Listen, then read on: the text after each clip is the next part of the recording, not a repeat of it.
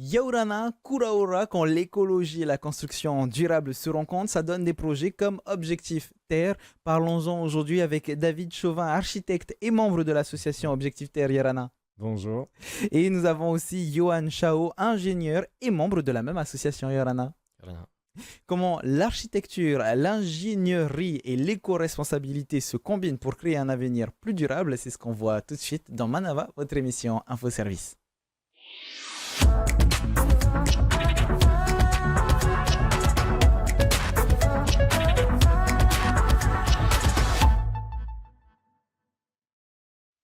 Les années passent, chacun décidera d'investir dans son avenir et pour beaucoup, ça passera par la construction d'une maison.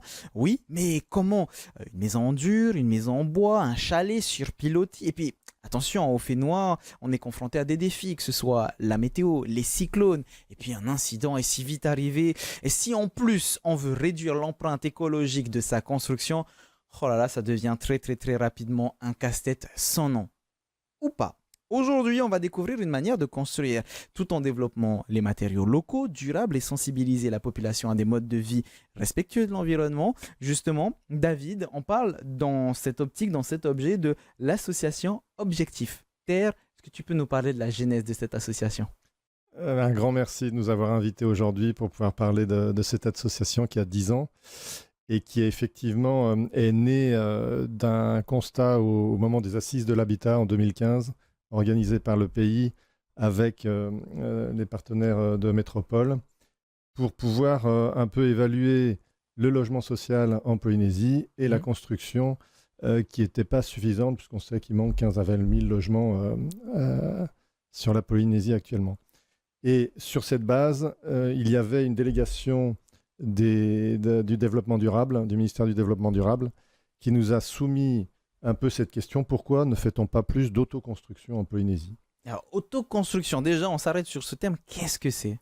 L'autoconstruction, c'est le fait de pouvoir faire soi-même, sans avoir une compétence particulière dans la construction, son logement. Ah, donc en fait, ça porte bien son nom. C'est toi-même qui construis ta baraque. Exactement. Tout simplement. Tout simplement. Dans cet objet-là, on parle donc avec Objectif Terre de construction en terre. Toi, Johan, comment est-ce que tu t'es intéressé à ce projet au tout début?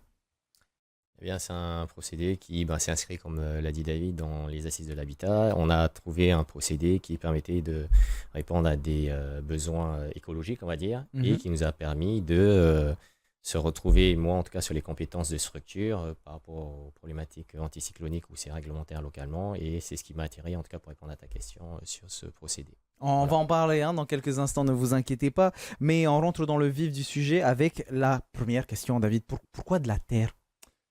Pourquoi de la terre? Parce que c'est un matériau qui est disponible en très grande quantité et qui déjà est charrié énormément par le fait on commence à construire dans la montagne.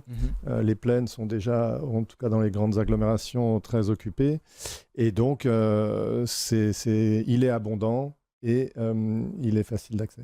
Donc, par rapport à cette idée, donc la terre nous permet finalement de construire des différentes constructions. Aujourd'hui, c'est encore en cours d'inauguration pour certaines techniques. Mais vous avez essayé déjà de pouvoir voir avec d'autres matériaux où vraiment, la base, c'était uniquement de la terre, au tout début. Alors, c'est vrai que la contrainte qu'a rappelé Johan et qui est problématique par rapport à l'autoconstruction, c'est l'anticyclonique. On veut construire des logements qui résistent au vent cyclonique.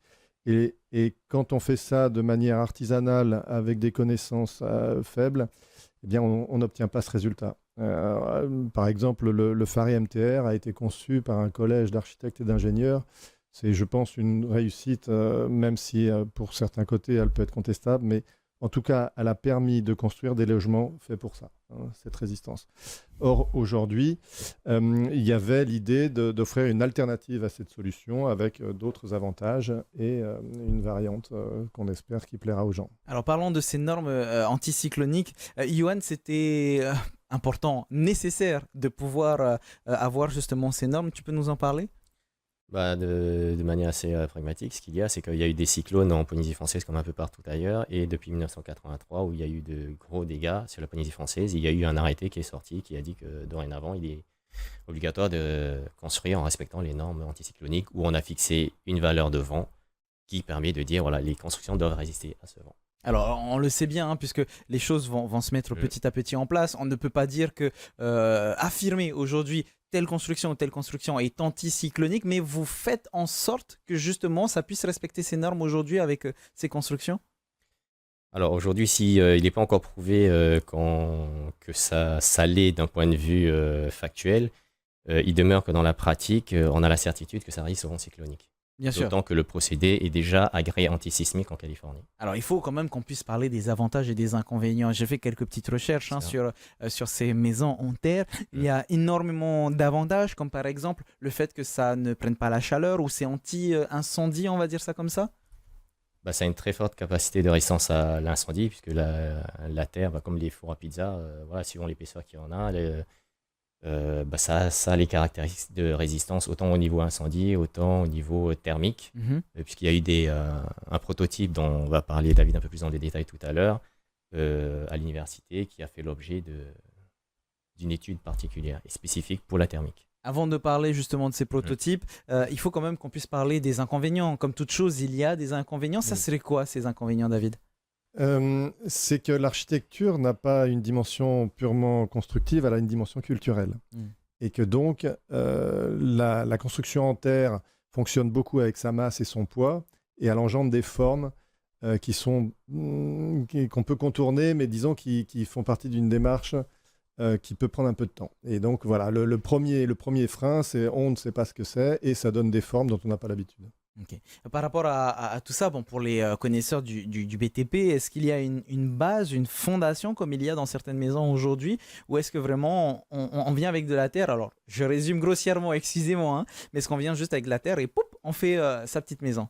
Non, la question de la fondation n'est pas changée par la question de la terre. Sa forme, oui.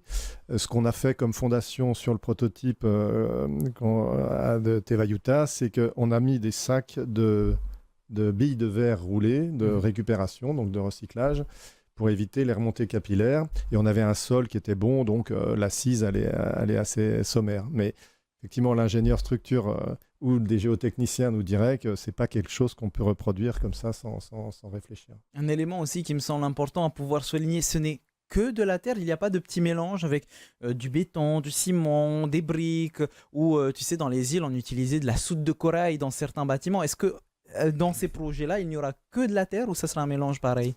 Alors, effectivement, on est dans un processus de recherche et développement. Donc, il faut bien comprendre que pour l'instant, on a fait les choses de la manière la plus simple possible pour commencer à voir comment réagissaient les matériaux et les formes. Et donc, bien sûr que dans cette terre, on va même appeler ça un béton de terre. C'est-à-dire qu'on met un liant et qui est soit du ciment, soit de la chaux. Le ciment, il vient de l'extérieur. La chaux peut être fabriquée localement. Ça a été fait pendant des années, les premières constructions coloniales. Donc nous, l'objectif, c'est de tendre vers cet objectif de matériaux purement locaux. Mais il y a un mélange. Et est-ce qu'aujourd'hui, on peut dire, Johan, que c'est du solide? Bon, tu nous as déjà divulgué l'information en nous parlant donc, de ces normes anticycloniques, même si tout est encore à homologuer, à prouver scientifiquement. Il y a une certitude que, en tout cas, ça résiste à des vents forts, et tu nous as même dit que ça résistait au séisme. Oui. Dans ce sens-là, tu peux nous décrire comment est-ce que, justement, on peut être sûr? Il y a eu des études, je suppose, sur ce genre de construction. Alors, il y a eu énormément d'études et, à vrai dire, le béton de terre, il existe déjà depuis, je sais pas, les années 1920-1930. Donc, c'est pas tout à fait récent, sauf qu'à l'époque, ils n'avaient pas le niveau de connaissance qu'on a aujourd'hui sur les techniques de construction en terre, qui sont en train de se développer un peu partout dans le monde, d'ailleurs. Mais nous, ce qui est certain pour répondre à ta question, c'est qu'il y a déjà des études, des essais en laboratoire qui ont été réalisés, des essais mécaniques, des résultats factuels qui prouvent déjà la résistance. Et justement, en parlant donc de ces prototypes dont on vous parle depuis le début de l'émission, David, le premier prototype a vu le jour dans les îles, c'est bien ça? Exactement, donc c'est un confrère architecte, Mathieu Ambert, qui s'est lancé dans cette aventure le premier, avec une technique rudimentaire.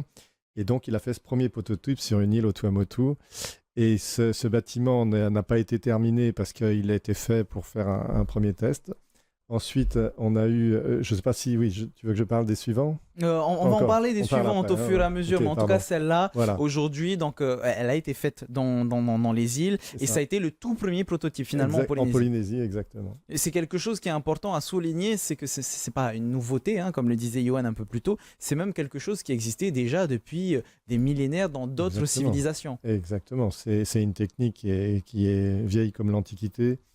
Et donc, que ce soit en Mésopotamie, dans le continent africain, le continent nord-américain. Donc, effectivement, ce n'est pas une idée très nouvelle. C'est une idée qui n'a pas tellement son intérêt en Océanie parce qu'on était dans des constructions éphémères. Le principe de construction en Polynésie traditionnelle, on fait un habitat léger mais qui permet de résister à la pluie et au vent. Et s'il y a un cyclone, le bâtiment se couche, il est simplement ligaturé, il est souple. On faisait des constructions souples, ça se couche, et puis en 2 jours, on remonte notre bâtiment après le cyclone. Aujourd'hui, on a un mode de vie qui ne permet plus d'accepter ce genre de contraintes, et donc il faut chercher des matériaux et des solutions qui permettent à la fois d'utiliser du matériau local pour une architecture vernaculaire, et à la fois à obtenir le confort d'une vie moderne. Ah, j'aime ta phrase, on va chercher. Ça tombe bien, c'est la prochaine question, Johan. On va chercher cette terre, ces éléments, où est-ce qu'on sera obligé d'aller prendre la terre du voisin pour pouvoir faire sa maison, ou en imaginant, hein, en se projetant dans ce genre d'idées? Alors, on a plusieurs réponses à la question, mais l'idée première, elle est de prendre la terre à même le sol, à même le terrain sur lequel on construit. Donc, on a eu plusieurs, sans le développer de trop, mais par exemple, dans les Tuamotu, on n'a pas la même terre qu'ici en Polynésie française. Et ben, on a étudié également cette question, puisqu'une députée nous avait, Mariana Sage à l'époque, nous avait posé la question de comment on peut le faire là-bas, puisqu'on n'a pas la même terre, etc.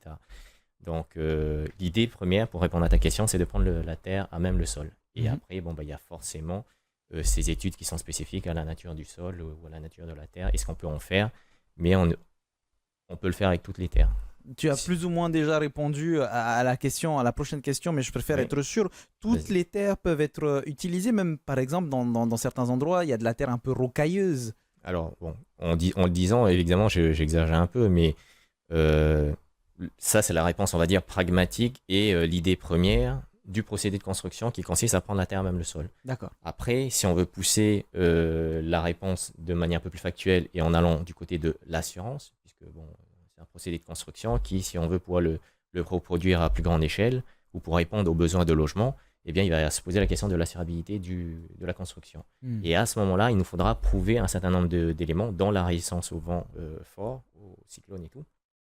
Et à ce moment-là, il nous faut étudier la terre en question. Et là, il y a nécessairement des études qui devront être plus ou moins poussées, l'idée étant d'en faire le moins possible pour pouvoir réaliser ça en autoconstruction. Transition parfaite, puisque là, on va partir sur le deuxième prototype qui existe donc depuis 2017. Et ce projet-là nous permet, David, de se rendre compte que ce genre de construction sont vraiment durables, puisque ça n'a pas bougé. Alors, oui, le deuxième prototype a été construit à l'université de Polynésie, à côté du GEPA Sud, qui est justement le laboratoire de recherche. Et on a fait un petit élément de 2 mètres par 3 et par 1,50 m de haut, avec une couverture en tôle sandwich. L'idée étant de voir le comportement dans le temps et par rapport aux intempéries. Alors, ce qu'il faut comprendre, c'est que pourquoi quand on dit on prendrait n'importe quelle terre, c'est que quand on construit en béton, on va sélectionner des matériaux extrêmement propres, extrêmement calibrés pour obtenir une résistance énorme. C'est-à-dire qu'on peut construire un bâtiment de 50 étages en béton. Nous, on sait que la construction qu'on vise, ce n'est pas des bâtiments de 50 étages, ni même de 5 étages. Nous, on fait de la maison individuelle en R+1. Donc, on va adapter la capacité de résistance de notre matériau aux faibles performances qu'on attend d'elles parce qu'elles ne seront pas tellement sollicitées. Donc, normalement, pour employer un terme un peu technique, on doit 25 ou 30 mégapascales de résistance à la pression ou à la compression.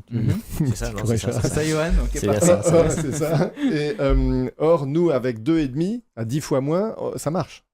D'accord. On arrive à faire une maison en R+1 avec 2,5 MPa. Oui, le Par but... contre, on élargit le mur. C'est-à-dire qu'on n'a plus un mur de 16 cm.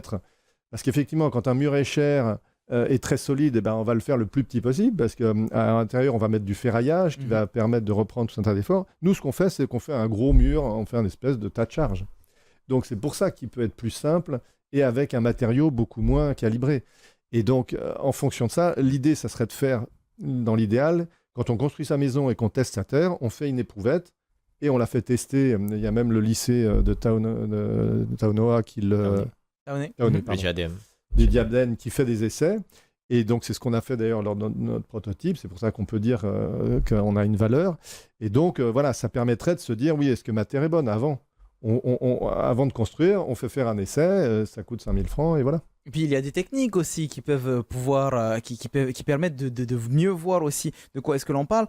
Super Adobe, c'est une technique simple mais diablement efficace. Yoann, est-ce qu'on peut en parler de cette technique du Super Adobe? Oui, on va dire que ce dont parlait David par rapport au fait que ça existe déjà depuis des millénaires, il y a plusieurs techniques. Le Super Adobe te répond précisément sur à partir de quand il a existé, je sais pas, je connais pas la date précise, mais en tout cas c'est dans les années 1900. Et en soi, cette technique-là consiste à remplir des sacs. Ok. Donc des genres de boudins en fait. Tout à fait. Qu'on vient dérouler, qu'on vient remplir avec ce fameux béton de terre dont la composition est plus ou moins différente suivant la nature du sol que l'on a en place.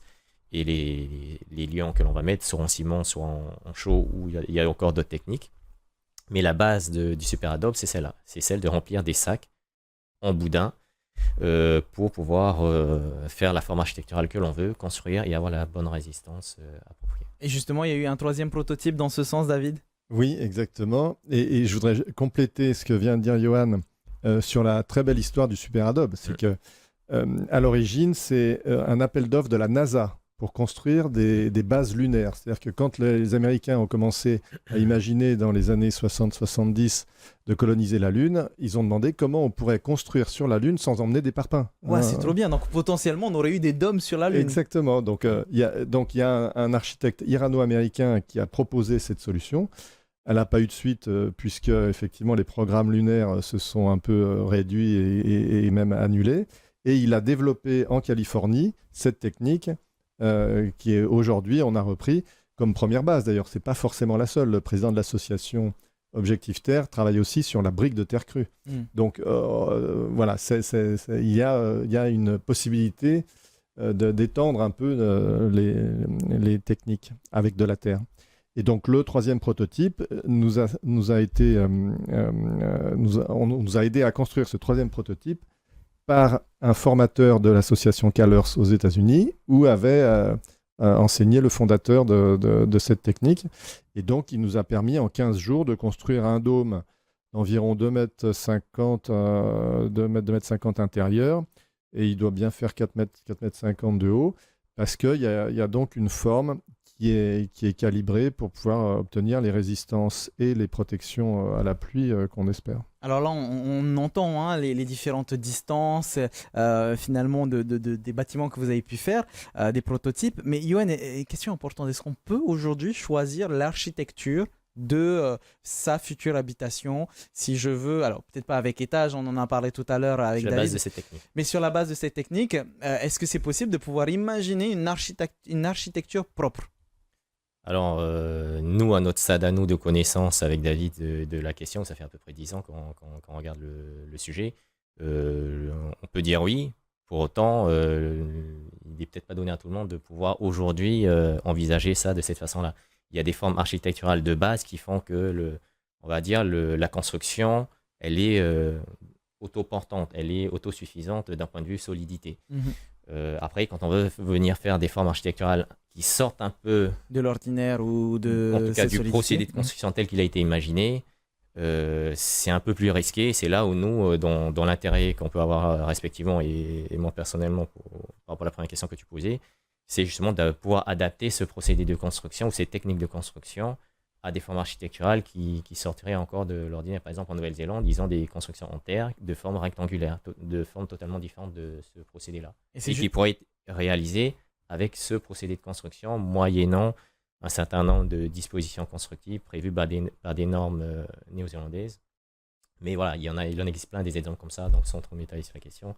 Oui, c'est possible, mais pas n'importe comment. Oui, avec parcimonie, plus on rend finalement l'architecture complexe, plus il devient complexe aussi de pouvoir construire... Puis il est nécessaire d'avoir des architectes, des ingénieurs qui viennent... L'idée, comme je l'avais dit tout à l'heure, c'était de venir à une forme d'autoconstruction Et un des objectifs qu'on avait à l'époque et qu'on présentait à l'ADEME, c'était de pouvoir rendre une construction assurable en autoconstruction et avec un savoir-faire le plus minime possible, que chacun puisse construire son propre logement. Et c'est justement pour ça aujourd'hui, pour terminer l'émission rapidement, que vous cherchez à faire un 5e prototype pour essayer à tous les éléments que vous avez récoltés depuis 10 ans et essayer une architecture. Tout à fait. Les 4 premiers prototypes ont servi à valider l'idée que ce matériau pouvait être pertinent en Polynésie. Et maintenant, il faut qu'on prouve que ça peut faire une architecture vivable. Donc aujourd'hui, l'objectif final de ce projet, après avoir fait ce prototype, bien sûr, c'est de pouvoir le rendre accessible à tout un chacun. Exactement. Dans quel sens? Est-ce que les gens seront formés, je suppose, à ce genre de technique pour pouvoir rester dans certaine manière, exactement, à travers l'association, de la formation et tout partenaire public qui sera intéressé et avec qui on collaborera avec grand plaisir. Et donc, c'est important de pouvoir aussi souligner, Johan, les organismes qui aujourd'hui vous soutiennent. Il y en a quelques-unes quand même. Il y en a eu un petit paquet, effectivement, qu'on a dû solliciter pour déjà de répondre à un concours national au moment des Assises de l'Habitat, lancé par le ministère du Développement durable et de la Cohésion des territoires en métropole, et dont le secrétariat du dispositif financier était l'AQC, l'Agence Qualité Construction. Donc, c'est quand même eux qui visualisent un peu tout ce qui peut exister en matière de pathologie. Et sans développer cet aspect-là, sur les SSP partenaires, il y a ceux-là, puisqu'on a répondu à ce concours. On a eu le soutien des partenaires que je vais citer, du coup, parmi lesquels on a l'ADEME, on a le ministère de l'Énergie à l'époque, on a eu le CESC, la FAP, la Fédération des associations de protection de l'environnement, on a eu des assureurs qui nous ont soutenus également. On a eu la CCISM, on a eu qui dote le CEFI au travers des formations, l'université, un grand partenaire. Les enseignants-chercheurs de l'université, justement. Et bien sûr, toutes les personnes comme vous qui font partie de l'association et qui ont œuvré pour toutes ces recherches, justement. Ne bougez pas, les amis, puisque la construction durable et l'écologie peuvent rimer avec innovation et accessibilité, même dans un territoire insulaire comme le nôtre. Pour terminer, comme d'habitude, voici vos questions express préparées par notre équipe. Oui, bonjour à tous, Franck Hurtebise, en fait, donc ingénieur grandes écoles, en fait, mais professeur de mathématiques. J'ai rencontré Johan dans le cadre, en fait, de cette association Objectif Terre, dont la mission, il m'a confié une mission qui est la communication, la sensibilisation, la valorisation de cette technique qui s'appelle le Super Adobe. En soi, c'est un plaisir en fait de pouvoir participer à un programme comme celui-ci, qui est dans un climat général en fait global, mondial en fait, qui est cet impact sur les gaz à effet de serre, cette sensibilisation que l'on a tous en fait vis-à-vis du côté écologique. Alors, le fait d'être sur l'eau pendant pas mal d'années, en fait, en solitaire, effectivement, j'ai été très sensible, en fait, à cet impact que l'on a sur l'environnement. Et je trouve que cette technique, en fait, de construction de maisons me semble particulièrement adaptée dans la zone géographique dans laquelle nous sommes.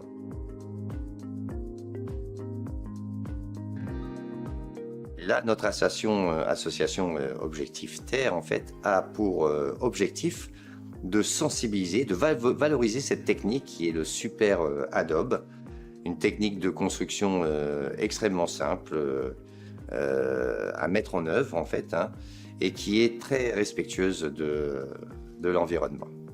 Il s'agit, en fait, de prendre la terre que l'on a sur le terrain et l'amasser dans des sacs pour en faire des boudins, et puis construire, en fait, comme cela, étage par étage, en fait, et construire une maison. Ensuite, avec un système de torchis, mélangé avec de la chaux, de la terre avec de la chaux, eh bien, on vient colmater, en fait, pour faire une structure qui est très agréable, en fait, avec une régulation thermique, en fait, notoire, une acoustique agréable, qui est meilleure pour le sommeil. C'est essentiel de valoriser cette technique de construction parce que Tout à chacun peut le faire chez lui, donc c'est extrêmement facile, hein, ça demande un peu de temps, un peu d'investissement, mais nous avons une technique qui est à la portée de tous et qui est assez peu connue en fait.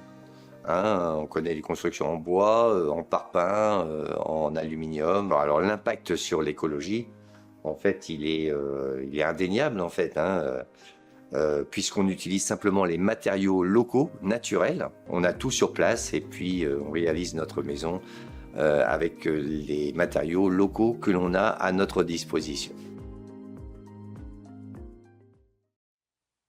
Et aujourd'hui, non pas deux ni trois, mais une seule référence, mais de qualité. Vous avez bien sûr le site internet objectifterre.pf. Vous y trouverez des articles sur les principes de l'éco-construction, notamment la technique du super adobe, voire des ateliers, les référentiels, les missions de concertation, les études structurelles, le bilan carbone, bref, tout ce qu'il faut pouvoir trouver sur ce sujet, les partenaires de l'association, les prototypes construits et surtout l'équipe derrière ce projet.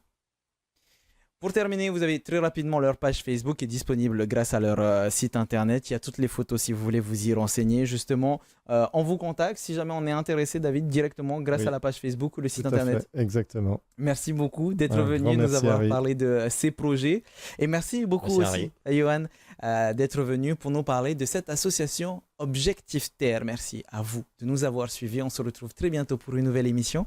Maururu itutatu farerir a trahuma parhane.